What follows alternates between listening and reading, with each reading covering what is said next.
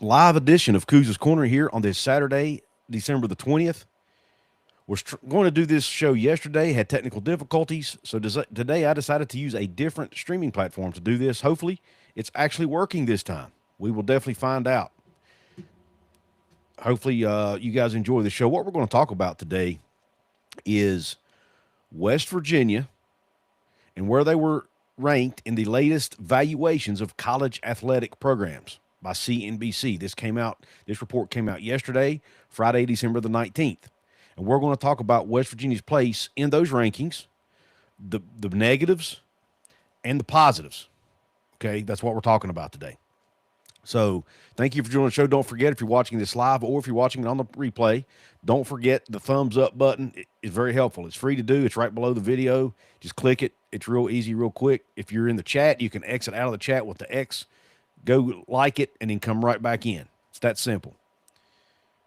And again, if it's on the replay, you don't even have to do that. Just hit the like button. Please share this with your family and friends. Please subscribe to Couz's Corner if you haven't yet.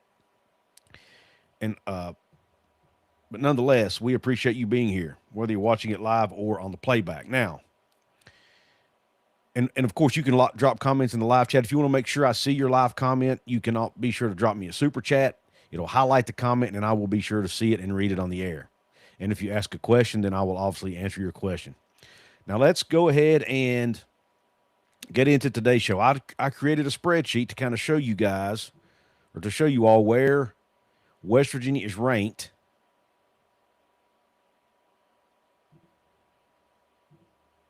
with other Big 12 teams and even some of their rivals. Okay? Hopefully you can see that on your screen. Let me know if you can.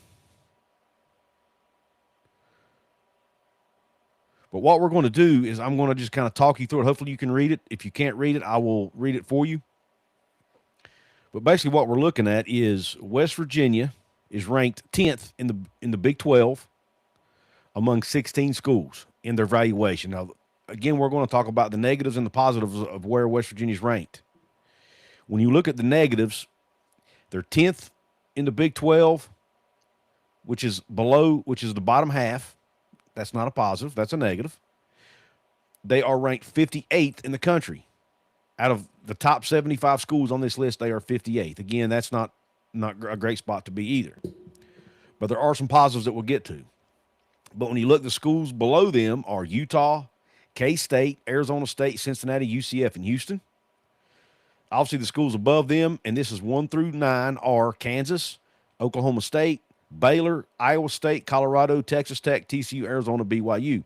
Now, this is not just football. This is the entire athletic program, the entire valuation of their athletic department. West Virginia is listed to be worth $481 million, which is right at the average of the Big 12.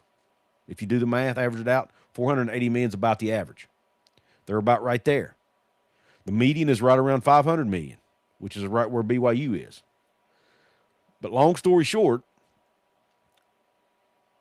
they're probably not where they need to be if they want to be competitive. However, the positives to this. When you look at where they were a year ago, they have moved up 2 spots. They went from 60th in last year's valuations up to 58th, so they were moving up. Their revenue went up 2%. It went from like $104 million to $108 million, something like that. But the biggest positive is when you look at the percent change from 2024 to 2025, their overall value went up 19%, which is the 7th highest in the conference. And it's in the top 40 in the country as far as value increase. So which means they have increased the value of their athletic department by 19% from 1 year ago. All the moves that Wren Baker and staff have been making, I'm assuming the addition of Golden Blue Enterprises, the third-party entity, is going to help with that. You have, all the deals they've been cutting with people like Hope Gas for the naming rights to the Hope Coliseum, the deals with Omaha Steaks and Swill Dog and Planet Fitness and just Mountaineer Travel and all these other things they've been doing. They've moved up. They've moved up, and that's a good place to be. Now, They still have a long way to go. And when you look at the bottom, I also included the rivals, Pitt, Virginia Tech, and even through Louisville in the mix here. How does West Virginia stack up against them? Well, all three of those programs are worth more money than West Virginia, but not by huge margins. Pitt is worth about $572 million. Virginia Tech is $564 million. Louisville is the highest of all at $645 million. They're actually higher than any Big 12 school. They are 37th nationally, the 37th most valuable program or athletic department nationally. That would be, and look, there has been a lot of rumors that Louisville could potentially land in the Big 12 down the road when the ACC, if the ACC is not able to get their crap together. But this is another reason Louisville would be a valuable addition to the conference. They would automatically come in, at least according to this CNBC ranking, as the most valuable program, most valuable athletic department in the country, or in the league from day one. At least right now, the way things are looking. Now, West Virginia has increased in value by a greater margin than both Pitt and Louisville. And they have increased about the same, 19%, as Virginia Tech. We've all heard the stories about Virginia Tech planning to inject more money into their athletic department. Someone just made a huge $20 million donation. I think it was the largest in school history, anonymously. Largest one-time donation. So Virginia Tech and West Virginia are kind of running a parallel path here. Virginia Tech, at least according to CNBC, is slightly more valuable. But here's another positive I want to talk about. And this kind of relates to the title of the live show, which is, could West Virginia land a massive deal?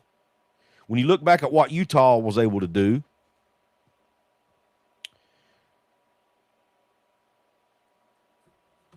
by landing the $500 million private equity deal a couple weeks ago that was announced.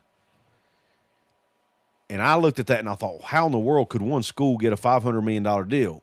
Well, now I know. According to CNBC, Utah's valued at $450 million, which is actually a decrease of 4% from a year ago. But nonetheless, they got a $500 million private equity deal. So if a private equity firm and the quote-unquote industry out there looks at Utah as being worth $400 or $500 million, then why could West Virginia, if they wanted to, not get a similar deal? When they're valued at $30 million, even $30 million higher than what Utah's valued at, and are on the rise, where Utah seems to be declining in value, at least to CNBC and the experts that they use. Now, CNBC doesn't do this in a vacuum. They lean on industry experts that are involved in NIL and other, athletic department. They look at other, entities out there that study these types of things, that even get, that even report these types of things. Some of it anonymously, right? They're not just doing this in a vacuum. This is not just a bunch of journalists putting their opinion out there. These are based in fact. Now, again, it's not the 100% gospel, not the end all be all, but at least it gives you a good idea of where these schools rank. Now, right now, West Virginia's in the top 60. So if there's ever a breakaway, maybe they can stay in that top 60. But one of the concerns I have is when you look at schools like BYU, for example. BYU a year ago was ranked 64th in the country. Now they are up to 57th in the country and have passed West Virginia on the list. Big reason for that, they are now fully vested in the Big 12 media deal. They got a full share of the Big 12 media deal in year 3, whereas the first couple years in the league, they only got partial shares. Same thing with Cincinnati and UCF and Houston. Their value is increasing too by a much greater margin. Now, those percentages, as far as year-over-year growth, should drop going into 2026 because they will be in year 2 of their full deal with the Big 12. So that'll be a smaller percentage increase, but the momentum they have could carry them high, could carry them forward. And who knows, maybe that drop isn't as much as we think it will be, right? And you look at the market, you look at UCF, one of the largest enrollments in the country. Their alumni base is going to continue to grow and grow and grow. Is West Virginia in danger of losing ground to them? Or Houston, as big a city as that is. Even Cincinnati's grown 30% since 2024. It went from they only went up one spot, 68th to 69th as far as their national rank, but they're still growing at a pretty high rate. 30% growth in valuation and 11% revenue growth by Cincinnati year over year. So and West Virginia only grew by 2%. So hopefully these moves West Virginia are making, we'll see the fruits of that labor, the fruits of those moves in 2026, 2027, and beyond, and West Virginia can continue to climb this rankings list. That's what we have to hope for. You know, Wren Baker's talked about bringing in more premium suites. That should help. But is it possible, again, that they go out and get some sort of private equity, private capital, private credit deal, whatever you want to call it? I would not be a huge fan of an equity deal where someone actually gets ownership of the athletic department, but I don't think that's what they would do. They would probably do something where they would give somebody an equity stake potentially in Golden Blue Enterprises, which is, you know, not necessarily part of the school. There's other things they can do. There are a lot of ways that they could do deals where without giving up any ownership stake in the actual athletic department or the actual school itself, which we, you know, wouldn't want to see that happen. You know, the Big 12's looking at a deal. You know, more details came out about that yesterday with Front Office Sports. And I'll put a link to that article, but it looks like it's going to be a cash infusion into the conference, as well as a potential cash infusion into the teams that, by the way, they don't have to pay back with interest. It will be taken off the top of their TV revenue that the conference gives each team, and it can also come out of the percentage of increased revenue. So, for example, if the Big 12 is able, whatever the Big 12 is able to increase their revenue by, Weatherford Capital and Redbird Capital will get a piece of that. And they only get a piece if they gain in value. So, for example, if it's a 10% cut and Big 12 increases the revenue by 30%, the Big 12 still gets 20% of that to distribute to their members. That's the way I interpreted the deal. I will leave a link to the Front Office Sports article. You can read it, interpret it for yourself, but it looks like it's a pretty darn good deal for the Big 12, especially now that I know they don't have to pay that back with interest to Redbird Capital / Weatherford Capital. So that's what I like about the deal.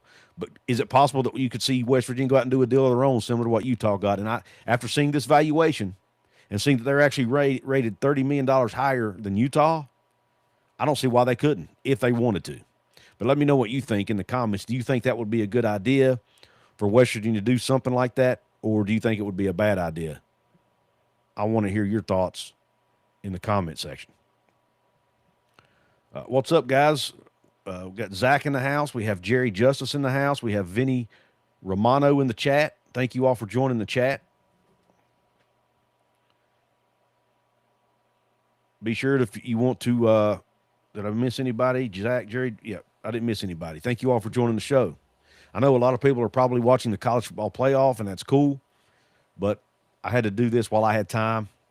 And for those who don't catch it live, it's obviously going to be up for you to watch on demand as well. So no big deal there. Now I want to switch gears a minute. And actually, wait a minute. I think I got some more notes here. Oh, yeah. I want to touch on some more little nuggets from this valuation piece.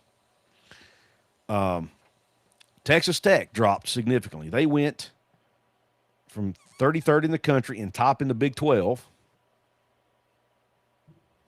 down to 49th in the country and 6th in the Big 12. Now, Texas Tech fans are saying on social media that is because that Texas Tech front-loaded a lot of their money, went directly to NIL, which was through a third party, through the Matador Club, and that doesn't actually count towards the valuation of the athletic department, so that might be true. When you look at the money Texas Tech has, they definitely have more money than anybody else in the league, but a lot of it went towards third-party NIL, so it doesn't count here, and that would make sense. So this is not necessarily a perfect look, because it may not include those types of deals. And that's the thing too. When you look at West Virginia, now that they are going to be doing everything through Golden Blue Enterprises, which is going to be a for-profit company, is my understanding. They don't have to release their information. They don't have to release their valuations. They don't have to release the amounts of their deals. They don't have to be. They don't have to respond to FOIAs like a public university would. So they can keep a lot of that stuff under wraps. So when this report comes out, this report might not even be a true valuation for any of these teams, really, but especially the ones that have made these moves to privatize their athletic departments, for lack of a better term. And going forward, it will probably be an even less accurate number for that same reason, because they're not going to report everything they're bringing in because they don't want their competitors to know what they're doing. It's a business now. They're treating it as such. So these valuations may not be 100% gospel, but again, it still gives you an idea that, hey, if Utah's worth $500 million, then by gosh, West Virginia should also be worth $500 million, because right here it shows you they're actually worth more, according to the CNBC report, than what Utah is. And I just found that extremely interesting, and thought you all might as well. And kind of wanted to show you that. I want to take a look now at what's going on with the West Virginia football program. This last recruiting class, the signing day class,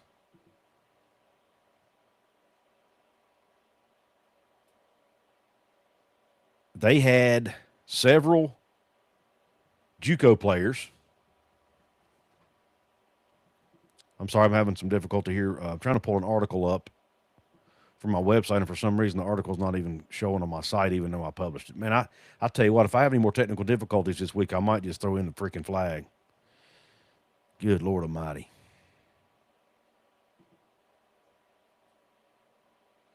All right, here we go. It says, several WVU football signees earned JUCO All-American honors.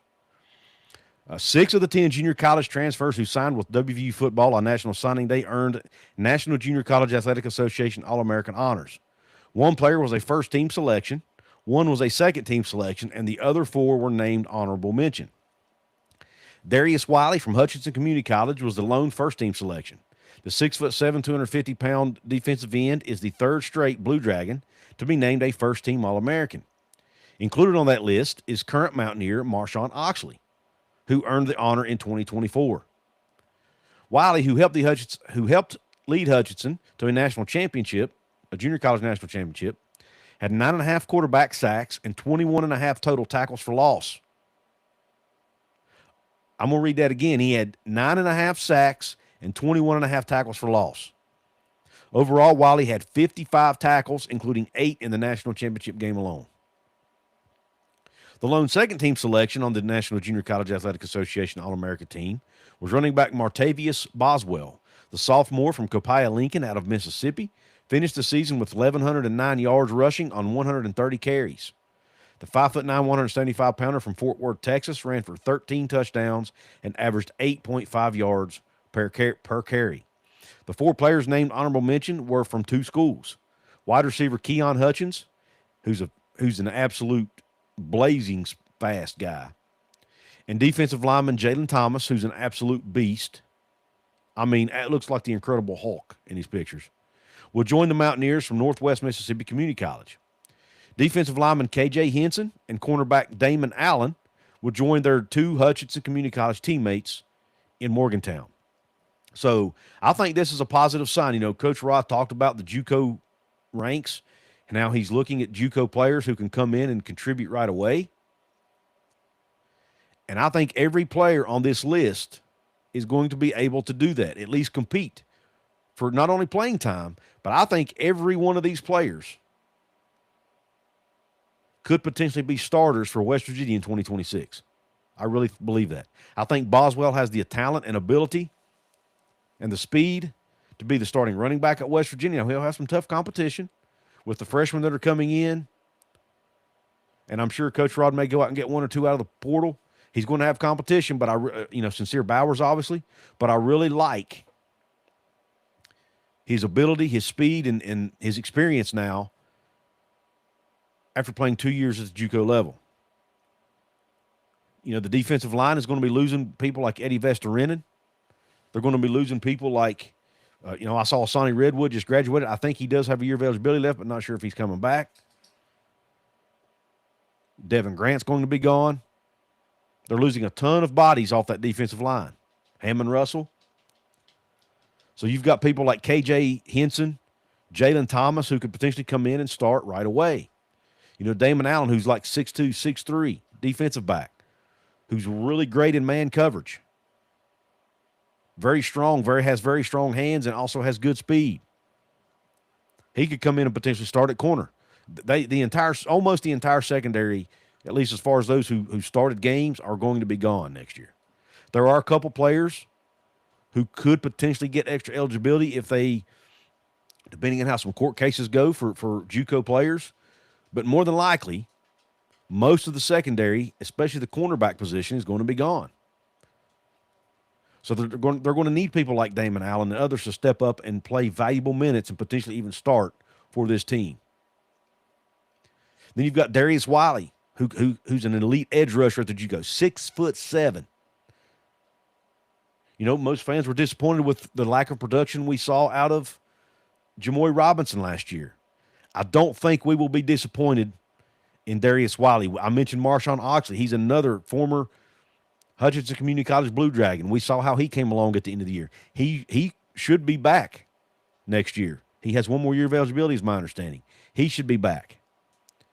So if you have him and you have Darius Wiley together coming off the edge, I think we have the and heck, you might even have Darius Wiley playing D end. I'm not sure he's quite heavy enough to play D end right now at the P4 level, but with a 6'7" frame, he's got the ability to hold more weight.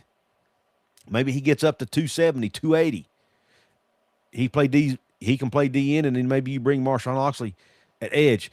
There's just going to be a lot more options, is my point here, with these players.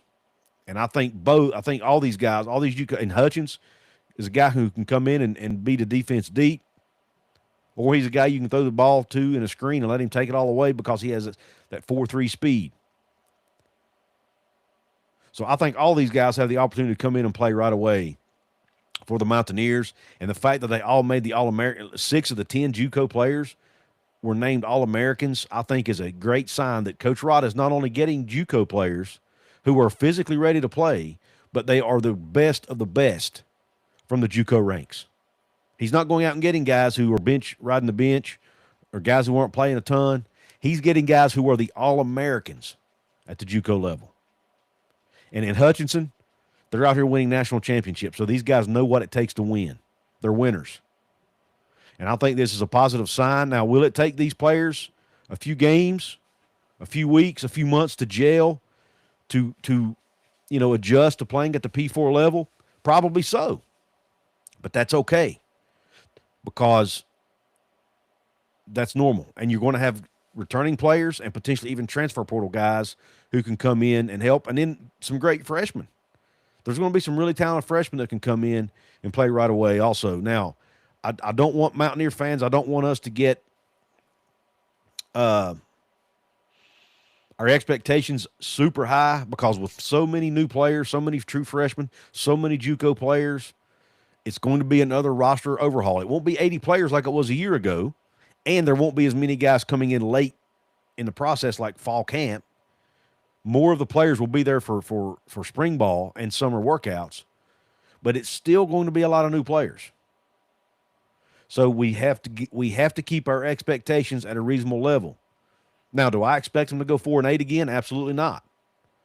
But I also am not predicting them to go out here and win a Big 12 championship. Now, it'd be great if they do, obviously, but it's not my expectation. So I'm asking you, Mountaineer Nation, keep your expectations reasonable. Let's just enjoy this offseason. Let's enjoy the chaos around the portal. We're holding out hope that Rich Rod and West Virginia now is going to have the resources based on the valuation I just read. Maybe they have more resources now to go out and get better talent out of the portal than they got a year ago. Guys who can come in and be major contributors right away for this team. That's what we have to hope for. Obviously, the proof will be in the pudding, and all that is to be determined. But I do think the resources are getting put in place. I think Rich Rod now knows exactly what he needs. You know, we're going to see some staff changes potentially. Obviously, roster changes. I love the freshman recruiting class they're bringing in. I mentioned these JUCO players. I really like the foundation that's being laid right now for Mountaineer football, and I'm really excited about the future. And I think West Virginia is 2 seasons away from competing for a Big 12 championship. That's really where I feel. I think 2027 is the year that we could see West Virginia possibly competing for a Big 12 championship. Now, we have now heard reports about Rocco Becht, the Iowa State quarterback planning to enter the transfer portal. I'm of the belief that West Virginia will likely at least kick the tires and have a conversation with Rocco Becht because of his dad's connection with the program. His dad, Anthony Becht, a West Virginia all-time great at tight end, one of the greatest tight ends, maybe the best tight end to ever play at West Virginia. We have to believe that Penn State will be the leader in the clubhouse for Rocco Becht because of, you know, he may want to follow Matt Campbell there. And he's not going to be cheap. So if West Virginia wants to get him, they might have to make a decision. Do we want to go out and spend $2 or $3 million on a Rocco Becht? Or do we want to spend $750,000 to $1 million on Scotty Fox, keep him in the fold, and build around him, and use that $2 to $3 million to go out and add extra bodies at O-line, extra bodies at on the defensive side of the ball or other positions? I did a video on this just a few days ago. I'm going to leave a link to it at the end of this one for those of you who are watching on the playback. I'll also drop it in the pinned comments below about Rocco Becht and my thoughts on whether West Virginia should pursue him in the portal and how well I think he fits into the offense. I will drop a link to that here in the pinned comments below once I'm finished with the live section. Let me go over here to the chat room and see what comments we have to answer here. Jerry Justice says, like the government, they don't figure the debt, LOL. Yeah, he did mention debt earlier. He says, I don't know Couz yet. Sounds good, but I'm ever suspicious. It's just my nature. Yeah, about private equity, private capital. I know West Virginia has, the last few years at least, they have carried quite a bit of debt because of some debt service they've had to take on for the facility upgrades they did to the locker rooms and whatnot. But they have started paying that down. But, you know, the deal with the Big 12 would go a long way in helping pay some of that debt off if it ends up going through. But it's my understanding West Virginia does still have some debt service to pay off. But, you know, a deal like this, if they could go out and land a deal with a private capital, that they could use that to pay down their debt potentially even. There are a lot of different things they could do with money from a private capital or private credit deal. I don't want them to get into any deal that would cause them to have to sell off a portion of the university or a portion of the athletic department itself. But if you can, there are ways around that where you can set up third-party entities and things like that, which is exactly what Utah, I think, is planning to do, where they wouldn't actually be, you know, buying off a percentage of the athletic department. And you have to set it up to where the school has final say in any decisions, because you don't want them to you don't want the private capital or private equity firm coming in telling you have to cut sports, because you have Title IX and stuff like that you have to deal with. So, and let's just face it, you don't want to have to cut scholarships. You don't want to have to cut opportunities, reduce opportunities for young people to get an education. So you want to try to keep as many of those Olympic sports in the fold as you can. Great question, Donald. He says, could WVU do partnerships with the coal, gas, and timber industries? Maybe so. I mean, they're already doing it with the gas industry with Hope Gas, who's now the naming rights for the Hope Coliseum. It's a $2 million a year deal, is my understanding, or close to it. I'm sure there'll be more deals like that to come. We'll probably see a name change at the football stadium at some point in the future. And other things. Might see, you know, Mountaineers, you might see, you know, a name change at Mountaineer Field, maybe even Milam Pushkar Stadium. Maybe the court itself gets renamed. Inside Hope Coliseum? Who knows? There are a lot of different things that could still happen out there. But as far as coal and gas, I don't know of any. I'm trying to rethink. I don't know. I know there's Diversified Energy who's a partner. I'm not sure where their expertise is, what industry they're in. But I definitely think it's something that they will probably and explore and probably already have explored, to be honest with you. I'm sure West Virginia has people who have gotten in touch with some of these major coal companies who own mines in the state. At least if not, they probably will or should. And the same goes for the timber industry. I'm sure they're out here trying to cut as many deals as they can with as many people as they can. But I definitely think coal is something they could tap into, especially for the coal rush. If you could get a specific coal company to sponsor the coal rush game every year, that could be huge. All the publicity and all the PR that came from and around that game last year, a company could really capitalize on that and get a lot of exposure, in my opinion. Eclectic Divergence says Kevin Brown and Amari Latimer look like they can get something this much. Yeah, I can't read that exact. I'm not exactly sure. Let me see what it says here. Oh, Kevin Brown. Oh, yeah, I know what you're saying. They can get this much. Absolutely. I love it. Great comment. Those are two freshmen that I think could come in and potentially fight for starting jobs. Now, they're not. Rich Rod's not going to promise anybody a starting position on his football team. It's just not in his DNA. But I guarantee you they have a chance to play, and I think both of those guys are good enough, talented enough, and physically ready enough to come in and potentially even start day one for the Mountaineers. I think they're that good and that physically ready. Jerry Justice says we need Elon Musk involved with the university, don't we? Politically, that might not be the greatest move in the world, but, man, we could definitely use his money. That's for sure. Jerry Justice says, I'm a Mountaineer. After 45 years, I know to keep my expectations even keel. Man, I struggle with that, though. I have a tendency to drink the Kool-Aid. We have Swabby G, a.k.a. Appalachia Africa Twin, in the house. He says, I just want the Canes to win and beat A&M. Speaking of that, what's the score of that game right now? 10-3 Canes. Looks like it's going to happen. They're up 10-3 with 24 seconds to go in the fourth quarter. Looks like A&M is done, barring a miracle. Montaineers Semper Liberi. Absolutely. I agree with you, brother.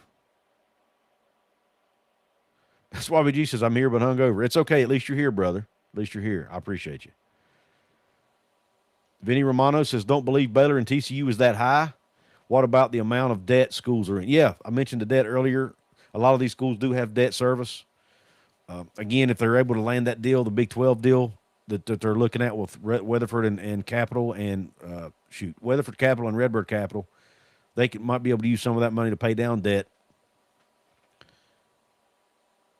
Swabby G says, if I was WVU, I would try to get money from Union Carbide, as it's one of the state of West Virginia's largest employers. Great. Not a bad idea. Go anywhere you can, man, to get deals done. Yep.